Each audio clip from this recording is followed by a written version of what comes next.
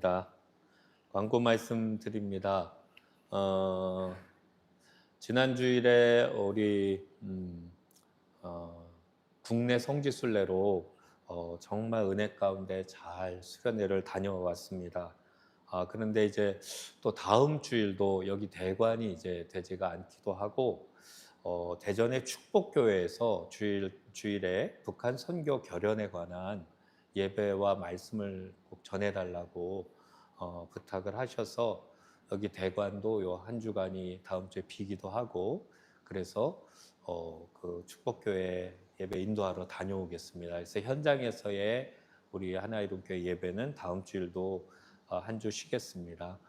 그렇게 기억해 주시기 바라고, 오늘도 예배 후에 키친 눈에서 또 애찬의 시간을 함께 나누도록 하겠습니다. 감사합니다. 하나님의 말씀을 봉독하겠습니다. 말씀은 여호수아서 6장 12절부터 21절까지의 말씀입니다.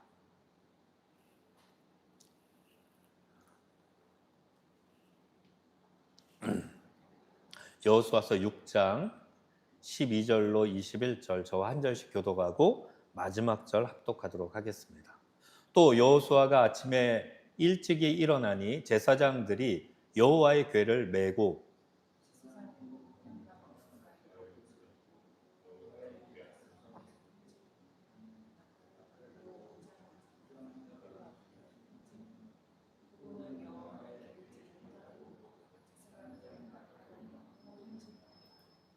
그 둘째 날에도 그 성을 한 번 돌고 진영으로 돌아오니라.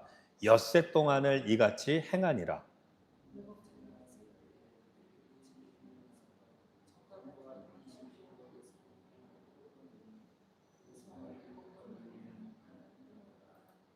일곱 번째에 제사장들이 나팔을 불 때에 여호수아가 백성에게 이르되 외치라. 여호와께서 너희에게 이 성을 주셨느니라.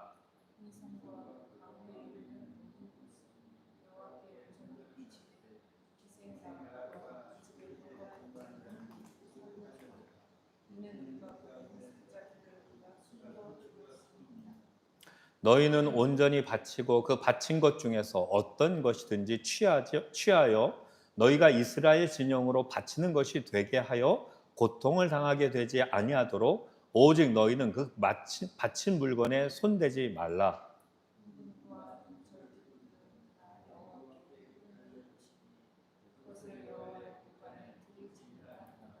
이에 백성은 외치고 제사장들은 나팔을 불매 백성이 나팔 소리를 들을 때 크게 소리질러 외치니 성벽이 무너져 내린지라. 백성이 각기 앞으로 나아가 그 성에 들어가서 그 성을 점령하고 그 성 안에 있는 모든 것을 온전히 바치되 남녀노소와 소와 양과 나귀를 칼날로 멸하니라. 아멘. 아멘. 저는 오늘 본문 말씀 중심으로 여호수아서 강의 12번째 영적 전쟁의 승리 법칙, 영적 전쟁의 승리 법칙, 이런 제목으로 여러분과 함께 은혜를 나누도록 하겠습니다. 여러분, 저는 요즘에 좀 이런 생각이 듭니다. 어떤 생각이냐면 인생의 걸음걸음을 이렇게 가만히 다시 살펴볼 때 각 가정이나 각 개인이나 이 세상을 떠나기 전까지는 언제나 전쟁을 치르며 사는구나, 이런 생각을 하게 되었습니다.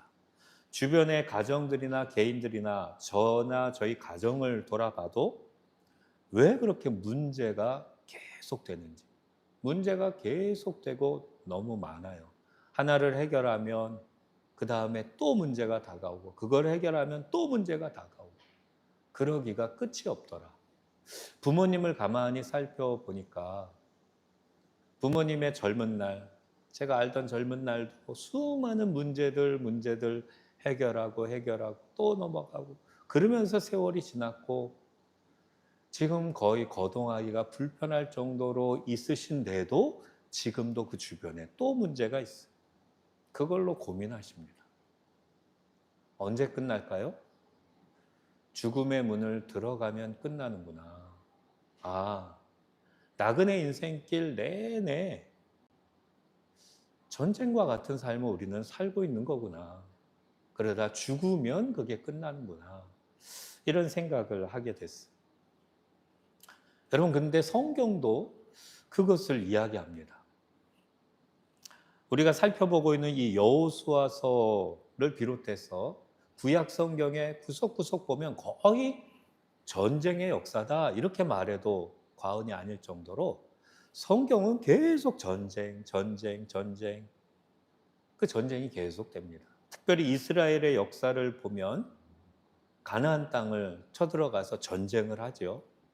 그리고 나서 가나안의 모든 족속들을 내쫓기 위하여 다윗의 때에 완전히 그 전쟁을 이루어 하나님 나라의 통일 왕국을 다윗 때에 이제 이루게 되는 그 모습을 보여줍니다.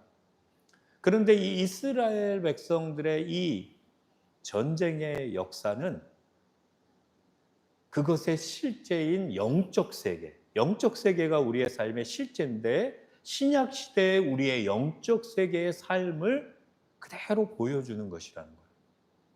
그것을 모형으로 보여주려고 이스라엘을 택하여 이스라엘의 백성의 역사 속에서 우리의 영적 삶의 역사의 걸음을 모형으로 이렇게 지나가게 하고 그걸 신약 시대에 우리에게 그대로 경험하며 살아가게 하는 거예요. 여러분, 그래서 우리 그리스도인들은 타락한 이 세상에서 끊임없이 사단의 역사 속에 영적 전쟁을 치르며 살아갑니다.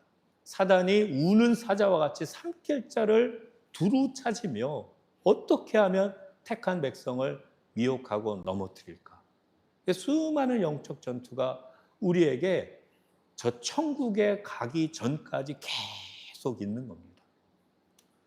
우리 인생들은 저 이스라엘 백성의 역사 속에 그들이 하나님 나라의 완성을 이루기까지 그 역사의 한 부분 속에 그 일들을 하다가 간 것처럼 우리도 하나님 나라의 완성을 위하여 하나님 나라의 영적 전투를 치르다가 부분을 감당하고 가는 거예요. 그 과정 속에 우리는 천국 백성답게 준비되기도 하고 그래서 이제 드디어 육신의 죽음과 더불어 천국에 가면 거기에 영원한 안식이 있고 참 평강으로 영생을 가지고 살아가게 되는 겁니다. 그런데 인류의 역사는 언제 끝났느냐? 다윗이 모형이기도 했던 예수님이 다시 재림하여 오셨을 때, 그때 이 역사 속에 하나님 나라가 완성이 됩니다. 그렇게 되면서 이 땅의 천년 왕국이 끝나고 이 땅의 인류의 역사가 마치고 하늘에 있던 저 천국, 완성된 천국이 새하늘과 새 땅 가운데 새 예루살렘이 이 땅에 내려오면서 인류의 역사가 끝나는 거예요. 그걸 구약의 모습 속에서 신약의 우리에게 이렇게 비춰주고 있더라.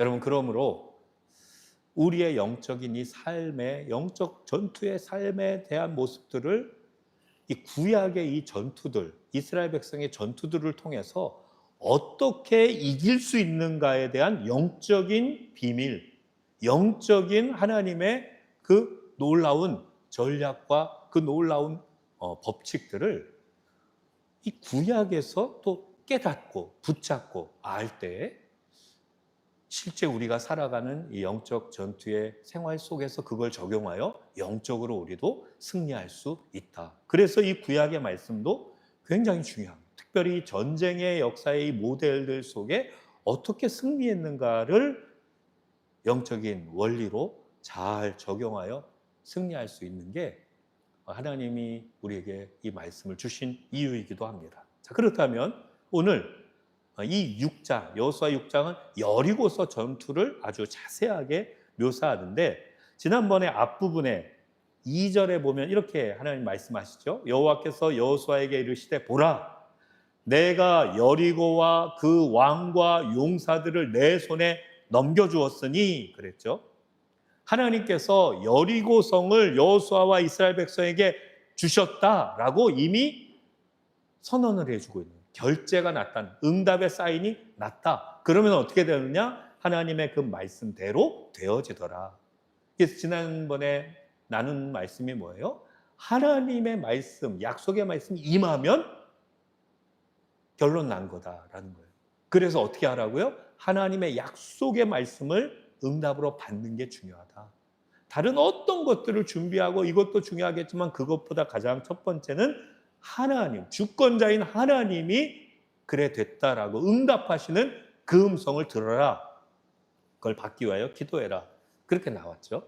자, 그 다음에 두 번째가 뭡니까? 바로 그 전투에 대한 실제적인 맞춤 전략을 하나님 그 다음에 주시더라. 그래서 그 맞춤 전략에 대해 한 마음으로 믿고 한 마음으로 순종하여 행할 때 결국 실제 이 땅에 그 약속이 이루어짐을 경험하게 된다. 이렇게 말씀을 나누었습니다. 자, 그래서 오늘 읽은 본문은 지난주에 이어서 그 영적 전략, 맞춤 전략 주신 것이 어떻게 구체적으로 그들에게 실행되었는지를 쭉 말씀해 줍니다. 그래서 오늘 이 내용 중에 하나님 우리에게 주시는 그 진리, 그 영적인 비밀, 방법을 잘 깨달을 때 놀라운 은혜가, 놀라운 승리의 우리의 삶이 되어지게 될 겁니다. 그 점을 함께 살펴봅니다. 먼저 하나님께서 가르쳐 주신 여리고성 전투의 맞춤 전력은 어떠했는가? 자, 그림을 통해서 잠깐 설명을 드립니다. 이스라엘 백성들이 이러한 대형으로 쭉 여리고성을 도는데요. 우선 여기 보면 이 앞에 군사들이 먼저 앞장서요. 앞에 군사들을, 무장한 군사들을 앞세우고 그 뒤에 7 제사장이 7 나팔을 들고 불기 시작합니다. 뿌 하고 전진합니다. 그랬더니 그 뒤에 4명의 제사장들이 여호와의 법궤를 메고 그 나팔 부는 제사장들 뒤를 따라 또 행진을 하게 되는 겁니다. 그 다음에는 어떻게 해요? 후군들, 다른 모든 이스라엘 군사들이 그 뒤에 줄을 져서 쭉 해서 행진해서 6째 날까지 하루에 한 바퀴씩 여리고성을 돌고 들어가서 지내서 머뭅니다. 그렇게 돌고 그렇게 하다가 제 7일째 되는 날에는 7바퀴를 그렇게 동일하게 이 대형으로 돌았더라. 그리고 마지막에 제사장들아 나팔을 크게 불면 그 소리를 듣고 온 군사들은 다 외치면 저 여리고성이 무너져 내릴 것이다. 이렇게 하나님이 그 전략을 주셨다라는 것입니다. 근데 저는 여기서 잠깐 이런 생각을 해봅니다. 무슨 생각을 해보냐면 당시 저 여리고성의 둘레가 얼마나 됐을까? 왜 그 생각을 하냐면 매일 하루에 한 바퀴씩 돌고 들어가고 아니 제 7일에는 7바퀴를 돈다? 아니 싸워야 되는데 싸우기도 전에 힘 다 빠지는 거 아닌가? 과연 저 여리고성의 둘레가 얼만큼이나 될까? 이런 궁금증이 생겼어요. 근데 우리만 궁금한 게 아니라 학자들도 궁금했어요. 그래서 많은 고고학자들이 이스라엘로 찾아갔습니다. 이스라엘로 찾아가서 여리고가 실제 도시로 형성이 되어 있었거든요. 여리고 옛날 성터, 그 유적지를 이 고고학자들이 발굴해서 연구하기 시작합니다. 그래서 발견을 했고 그들이 조사 발표를 했는데 이 사진입니다. 자, 이 주변의 사진은 실제 지금 형성된 여리고 도시의 실제 사진이고 그 가운데 성은 그들이 유적지를 발굴하고 난 뒤에 그 크기며 그 위치를 대략적으로 그림으로 해서 이 위치에 이 정도의 크기로 있었을 것이다 라고 지금 그 그림을 그 위에다 얹은 거예요. 근데 여기 보세요. 집들이 이렇게 있죠. 길도 있고 여기서 여기까지의 거리가 얼마나 될까요? 길이가 약 200m 정도 된답니다. 이게 200m래요. 그 다음에 이 폭이 약 100m. 그러면 큰가요? 별로 안 커요. 자, 200m, 100m, 200m, 100m 하면 600m죠. 한 바퀴 둘레를 도는데 약 600m, 700m 그 정도예요. 그러니까 하루에 한 바퀴 돌 때 어떻게 해요? 그렇게 오래 걸리는 게 아니에요. 600m, 700m를 그렇게 도니까. 제 7일째 7바퀴 돌았다? 7바퀴를 돌아도 한 반나절 돌았을까? 그렇게 돌면 끝나는 거예요. 그러니까 생각보다 옛날에 그 여리고성이 그렇게 크지 않았다는 거예요. 크지 않았다. 여러분, 오늘날 세계 인구가 엄청나죠. 근데 옛날로 가면 세계 인구가 굉장히 적어요. 그 옛날에 그 도시도 그 인구가 그렇게 많지 않아요. 지금보다 많지 않아요. 그러니까 이스라엘 성지순례 가는 사람도 이 여리고 유적지를 갔다가 지금 많이 여기가 유적지로 발굴되고 막 이랬거든요. 그러니까 그 크기를 대략 보고 깜짝 놀란다는 거예요. 생각보다 그리 크지 않구나. 이걸 안다는 거예요. 여러분도 네이버나 이런데 여리고성에 대한 부분을 쳐보면 그 정도 크기라는 것을 알 수 있을 겁니다. 아무쪼록 그렇게 크지 않은 곳을 그렇게 도는 거예요. 근데 그렇게 돌 때 그 행진의 가장 중심은 뭐였을까요? 그 행진의 중심은 법궤입니다. 여호와의 법궤. 앞에 군사가 있고 나팔이 있고 법궤가 있는데 법궤가 중심인데 그 법궤는 무엇을 상징합니까? 하나님을 상징해요. 성막의 지성소의 법궤는 하나님의 보좌, 하나님의 임재하시는 곳을 상징해요. 그러면 그 앞에서 나팔을 부는 7 제사장들, 그들은 누구를 상징할까요? 하나님을 상징하고 그 앞에 그 제사장들, 나팔 부는 제사장들. 여러분, 천국의 하나님의 보좌에 가면 하나님 주변에 누가 있죠? 천사들이 있어요. 천사들이 나팔을 불어요. 그러니까 천사들을 상징하는 거예요. 근데 천사들이 무엇을 하는 거예요? 하나님의 임재하심을 먼저 알리는 것을 이 나팔을 부는 제사장들이 그걸 상징적으로 보여주는 거예요. 그래서 여러분 말씀을 볼게요. 출애굽기 9장 16절 18절 이 말씀은 시내산에 이스라엘 백성이 머물고 있을 때 하나님이 직접 시내산에 임재하실 때 일어난 그런 장면이에요. 거기 보니까 셋째 날 아침에 우레와 번개와 빽빽한 구름이 산 위에 쫙 구름이 빽빽하고 그 가운데 무슨 소리가 나요? 나팔 소리가 매우 크게 들렸다 그랬어요. 그랬더니 모세가 하나님을 맞으려고 백성과 함께 나아갔고 시내산의 연기가 자욱하니 여호와께서 불 가운데 거기 강림하십니다. 그러니까 하나님이 임하시기 전에 천사들이 나팔을 불며 하나님의 임재하심을, 하나님이 여기 나타나심을 드러내고 있더라. 근데 이게 구약만 그런 게 아니에요. 신약에도 이 말씀이 있어요. 신약에 보니까 데살로니가전서 4장 16절에 예수님이 재림하여 임하실 때 하나님의 나팔 소리가 나면서 친히 하늘로부터 강림해요. 천사들과 함께 그 하나님의 나팔 소리와 함께 친히 강림하시더라. 그러니까 이 나팔을 부는 제사장들이 이제 그것을 선포하고 나오고 있는 것입니다. 여러분, 그래서 이 행진은 뭐냐면 이 행진의 의미를 잠깐 잘 생각해 보세요. 이 행진은 지금 누굴 보라고 하는 거예요. 누구를 보라고 하는 거예요? 여리고 백성들에게 애굽의 10가지의 재앙으로 애굽을 치신 그 여호와 하나님, 요단강을 위로부터 멈춰 세우고 가르신 그 하나님, 저 홍해를 가르신 그 하나님 여호와께서 지금 여기 임하여 계신다.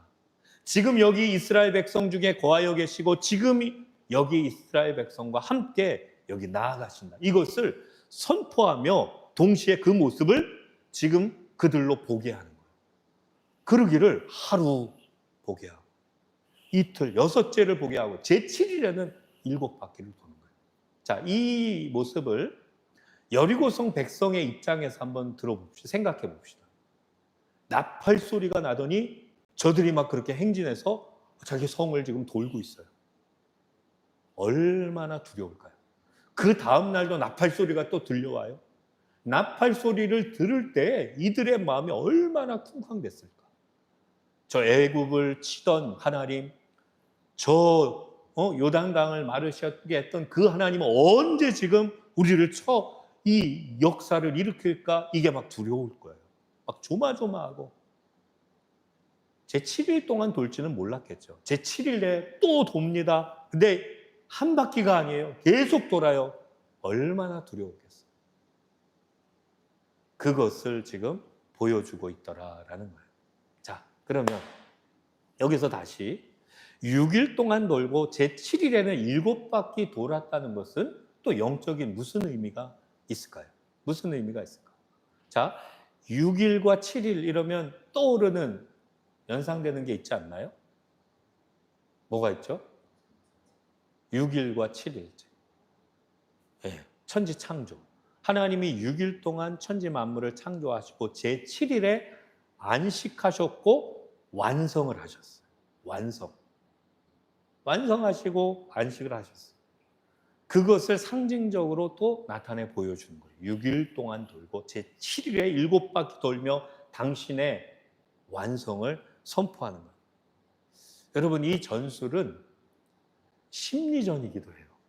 영적인 전술이에요. 이스라엘 백성들이 저들을 향해, 하나님이 저들을 향해. 단지 여리고성 백성만을 위한 게 아니라 이 소문을 듣게 될 온 가나안 백성들에게 천지 만물을 창조한 여호와, 애굽을 치신 여호와, 그 여호와가 지금 나아간다. 그는 만물을 창조한 만유의 주인이시다. 이 여리고 성도 하나님이 주인이시다. 이 가나안 땅도 하나님이 주인이시다. 주인이신 그분이 지금 나아가신다. 명하신다. 이렇게 7바퀴를 돌고 있는 거예요. 자, 그리고 이스라엘 백성들에게 7바퀴 돈 다음에 어떻게 하라고 합니까? 이 16절 말씀 같이 한번 읽어보겠습니다. 7번째에 제사장들이 나팔을 불 때에 여호수아가 백성에게 이르되 외치라, 여호와께서 너희에게 이 성을 주셨느니라. 만물의 창조자, 만물의 주인이신 여호와가 너희에게 이 성을 주셨다. 너희는 외쳐라. 그랬더니 외침에 그 성이 위로부터 무너져 내렸더라. 제가 이번에 하면서 여리고 성에 대한 그 역사 자료들, 고고학 발굴 자료를 봤거든요. 그랬더니 성이 이중으로 돼 있고 성이 이중으로 쌓여 있어요. 앞에, 그 다음에 뒤에 4m 높이로 그 가운데 마차도 다닐 정도로 넓게 딱 되어 있고 그 안에 이제 되어 있는. 그러니까 굉장히 성이 잘 쌓여 있어서 초롱성같이 단단해요. 그런데 그렇게 외쳤을 때 그 성이 위로부터 아래로 무너져 내렸고 이들이 들어갔다. 이렇게 말씀하고 있는 겁니다. 사랑하는 여러분, 잘 들으셔야 됩니다. 이게 지금 우리에게 영적 전투에 적용되는 굉장히 중요한 원리가 여기 담겨 있어요. 승리의 비결. 우리 앞에 다가온 수많은 영적 전투들을 우리가 어떻게 이길 수 있는지에 대한 방법을 가르쳐줘요. 우리 앞에는 언제나 여리고성 같은 문제들이 다가와요. 그게 우리를 딱 가로막아요. 어떤 때는 크게, 강하게, 어떤 때는 조금 작게 그렇게 다가온 난공불락의 문제라는 여리고성. 그때 하나님께서 우리에게 기도로 그 성을 돌라고 말하는 거예요. 자, 기도로 너희의 문제의 성을 돌라. 이들처럼 행진해라. 어떻게?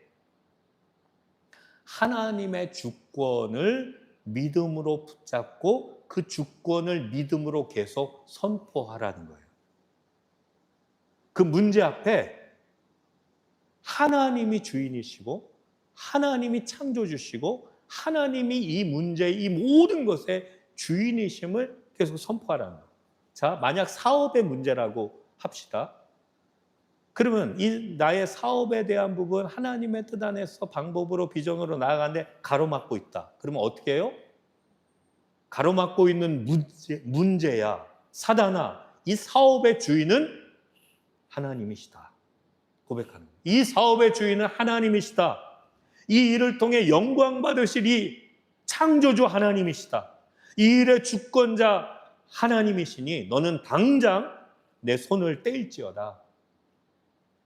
너 여리고산 같은 이 문제의 벽은 무너질지어다 라고 믿음으로 하나님의 주권을 이 문제에 대해 계속 선포하고 기도하라는 거예요. 계속 선포하고 기도로 돌라는 거예요. 그 문제의 여리고성이 만약에 자녀의 문제다, 가족의 문제다, 역시 나의 자녀를 붙들고 있는 문제의 사탄아, 너는 내 자녀의 주인이 아니다. 내 자녀의 주인이신 만군의 여호와 이름으로 내게 명하노니 내 자녀에게서 너는 손을 뗄지어다. 명령하라는 거예요.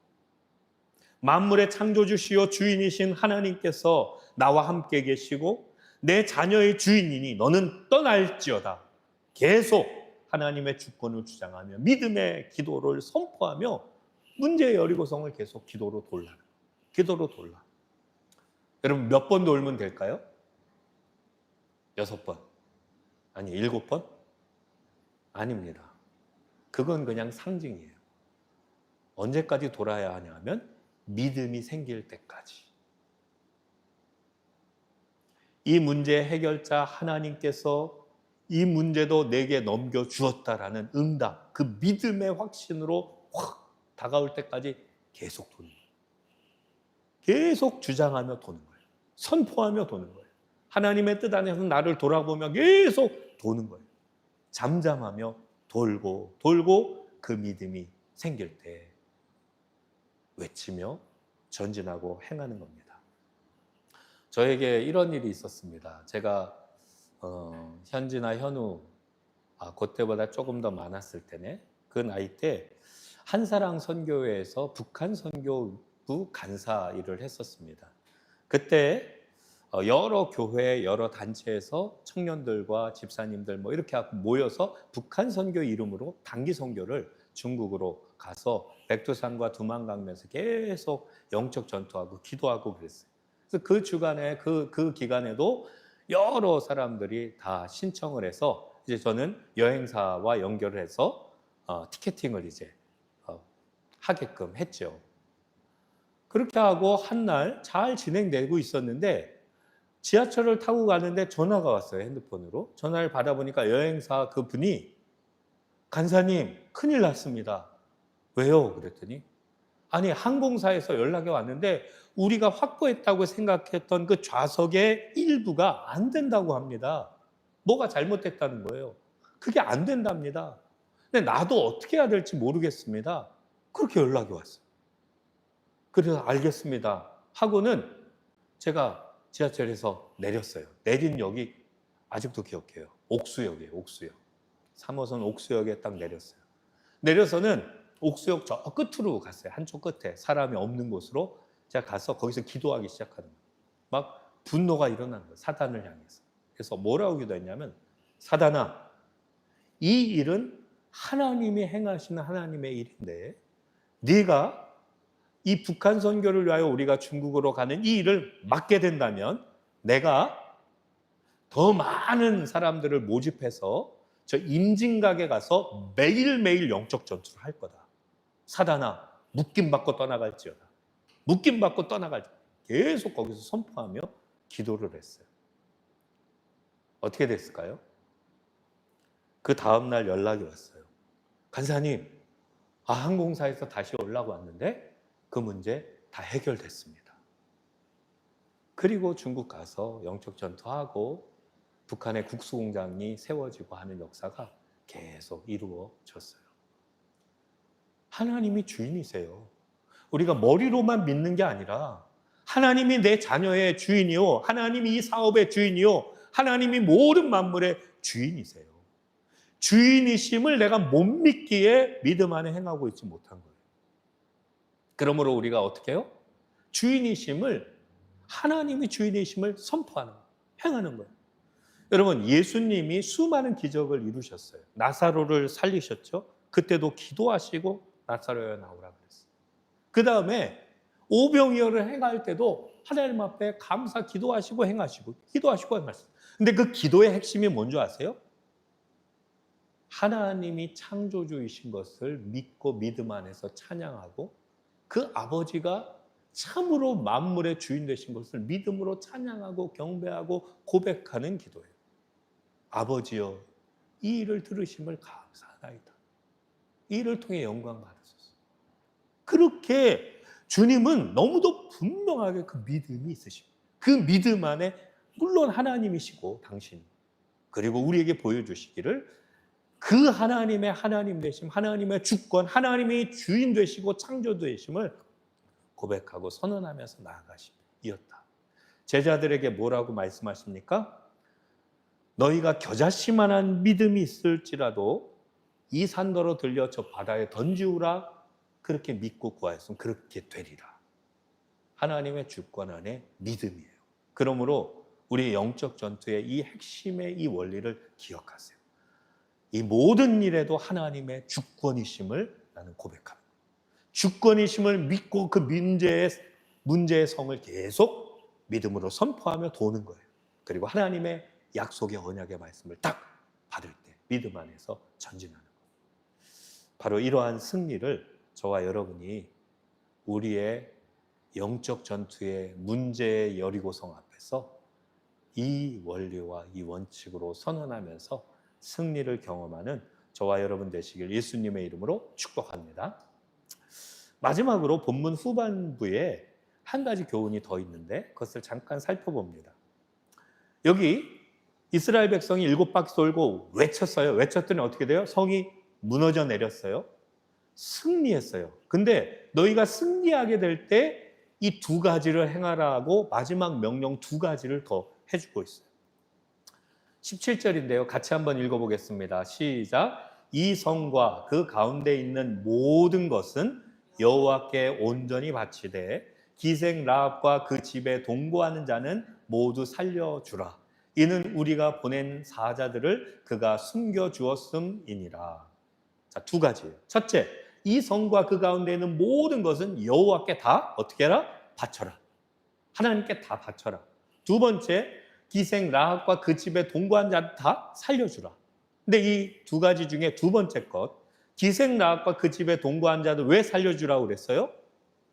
기생 라합이 믿음으로 저 이스라엘 백성과 함께하는 여호와는 상천하지에 창조주 하나님이신 것을 그가 믿었고, 그래서 믿음으로 그들을 숨겨주고 그들을 살려주면서 너희 여호와께서 이 성을, 우리 성을 심판하실 때 우리를 기억하여 우리를 구원해달라, 언약해달라. 그래서 믿음으로 행한 그가 언약하였으므로 그 언약으로 말미암아 구원해 준 거죠. 그래서 구원해 주라고 말했어요. 이 내용은 이 다음 구절에 굉장히 자세하게 나옵니다. 그 부분에서 이 두 번째 내용을 좀 더 자세히 나누기로 하고, 첫 번째, 자, 이 성과 그 가운데 있는 모든 것을 여호와께 온전히 바치라. 왜 이런 명령을 하셨을까요? 왜? 나중에 아이 성도 그렇고 다른 성들은 이런 명령을 안 했어요. 근데 왜 여리고 성에서는 이 명령을 하셨을까요? 첫 번째 성이기 때문에 그렇습니다. 첫 번째. 첫 성이요, 첫 번째 전투이기 때문에 하나님이 그렇게 명령하신 거예요. 첫 것은 다 내 것이다. 이렇게 말씀하고 있는 거예요. 여러분, 그래서 하나님께서 어떻게 하라고 하시냐면 여기 19절에 보니까 은과 금과 동철 기구들은 다 여호와께 드려라. 그러니까 물건들, 이런 것들은 다 하나님의 여호와의 곳간에 드리고, 그 다음에 사람이나 소나 양 같은 생명 있는 것을 어떻게 하라? 다 칼로 쳐서 멸해라. 이렇게 명령하셨어요. 여러분, 하나님께서 출애굽하여 유월절을 지키게 될 때 유월절 이후 이스라엘 백성들에게 율법으로 정하여 명령하신 게 있어요. 뭡니까? 첫 것은 다 하나님께 드려라. 첫 사람, 첫 열매, 가축의 첫 새끼, 그 모든 첫 것은 다 여호와 것이다. 여호와께 드려라. 그래서 장자도 여호와께 드려야 되고, 새끼 첫 난 것도 여호와께 드려야 돼요. 그 장자, 사람을 드릴 수 없으니까 번제물과 예물로 하나님 앞에 대신 드리겠죠. 여러분, 하나님께서 왜 이렇게 당신의 백성들에게 가르치시냐 하면, 잘 들으세요. 아담과 하와가 그것을 잊어서 그 선을 넘어서 범죄하고 타락했었기 때문에 그렇습니다. 무엇을 잊었는가? 하나님이 모든 것의 주인이시라는 사실을 잊었어요. 하나님이 모든 만물을 만드신 주인이시요. 그 다음에 너에게 이것을 맡긴다. 그러니 너는 다스리고 관리해라. 너는 청직이야. 그래서 그것을 잊지 않게 하기 위하여 모든 것 다 먹고 다스려도 돼. 그런데 동산 중앙에 있는 선악을 알게 하는 선악과는 따먹지 마.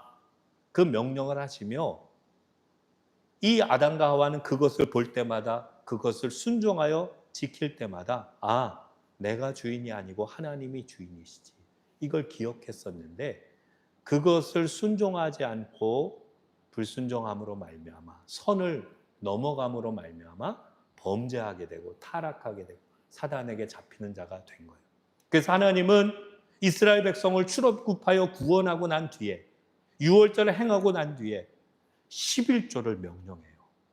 첫 것을 드리라고 명령해요. 그 첫 것을 드리고 그것을 행할 때마다 하나님이 주인이십니다를 고백하는 거예요. 그것을 기억하게 하는 거예요. 여기 첫 전투에서 승리하고 그건 다 하나님께 바쳐. 이걸 철저하게 이스라엘 백성에게 가르치시는 것이다. 여러분, 하나님이 11조를 명령하신 거 하나님이 돈이 없어서 바치라는 걸까요? 첫 열매를 드리라는 것 하나님이 없어서 바치라는 거예요? 이렇게 명령하시면 우리를 위하는 거예요. 너희가 선을 넘지 마. 너희가 잊지 마. 내가 주인이야. 내가 주권자야. 우리를 위해서 그것을 명령하신 거예요. 오늘 이스라엘 백성들에게 이 명령을 하십니다. 그러므로 하나님이 주신 명령은 도리어 우리를 지키고 도우려 하십니다. 주일 성수도 11조도 날마다 말씀을 주야로 묵상하라 하신 것도 늘 구하고 기도에 깨어있으라 하신 것도 늘 감사하며 찬송하며 살아라 하신 것도 결국은 우리를 위한 거예요. 우리를 위한 거예요. 그러므로 오늘 이 말씀을 속에서 다시 한번 우리 앞에 다가오는 수많은 계속되는 문제의 여리고성 앞에서 하나님의 주권을 선포하며 도는 것, 기도로 도는 것, 이게 중요하다. 응답 받을 때까지 돌아라. 믿음의 확신이 생길 때까지 돌아라. 그리고 그 승리하였을 때 10의 1조와 첫 것을 하나님 앞에 드리는 순종을 통해서 하나님의 모든 주권을 다시 한번 인정하면서 영광 돌리는 그것이 우리가 행할 길이다. 오늘 이 말씀을 통해서 우리에게 말씀해 주십니다. 이 말씀 붙잡고 승리하는 저와 여러분 우리 모두 되기를 예수님의 이름으로 축복합니다. 아멘.